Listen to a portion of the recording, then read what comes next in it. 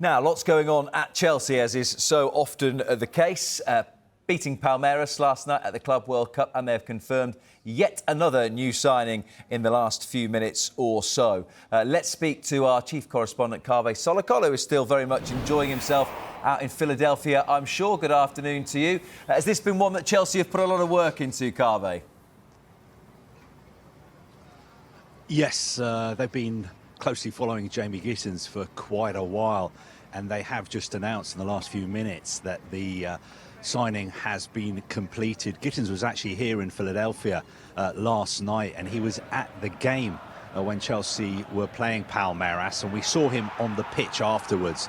So it was an open secret that he was going to become a Chelsea player. Playing Borussia Dortmund, £48.5 million for him, plus potentially £3.5 million in add-ons. I think Dortmund drove a pretty hard bargain. Dortmund, of course, are out here in the States as well. And the final negotiations between the clubs were carried out at Fort Lauderdale in Florida. But what it means for Gittens is that he gets the move that he's wanted for a long time. Other clubs were interested in signing him, for instance, Bayern Munich. But he made it clear to his representatives that he only wanted to move to Chelsea this summer. And he's now a Chelsea player. He signed a 7-year contract.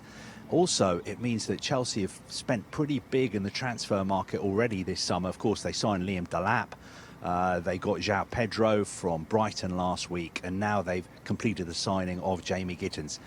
He won't be able to play for them in this tournament, though, because he's already played for Borussia Dortmund. I think he's going to stay with the Chelsea squad for a couple of days before going on holiday.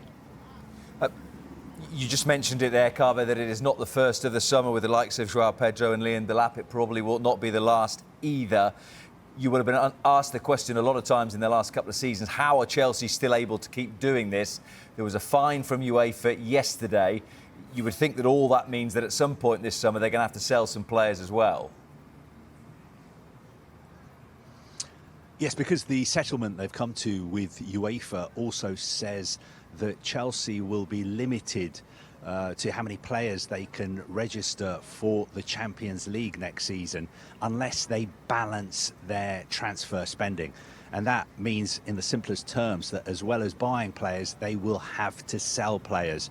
So we fully expect to see quite a few players leaving Chelsea over the next couple of weeks as well, as they seek to balance their transfer spending. I know a lot is made of the amount of money that Chelsea spend on transfers, but this window, you also have to remember that they qualified for the Champions League, which means they'll probably make an extra £100 million or so in revenue next season from playing in the Champions League. And also, they're making a lot of money from playing in this Club World Cup.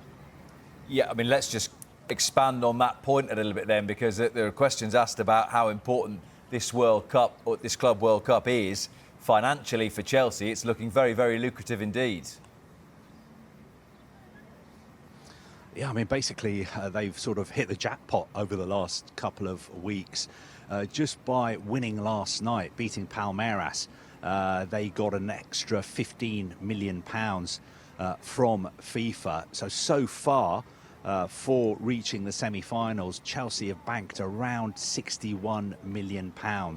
And that can increase by another £50 million or so, because if they beat Fluminense in the semi-finals on Tuesday, I think they make about another £23.5 million. And if they win the final, which is a week on Sunday in New York, they will get an extra £30 million as well. So not only will they be making probably around £100 million from playing in the Champions League next season, they'll also make more than £100 million if they manage to win this Club World Cup. Of course, that is controversial because the other clubs in the Premier League who also have to abide by UEFA and Premier League financial regulations will be saying, look, this is a little bit unfair.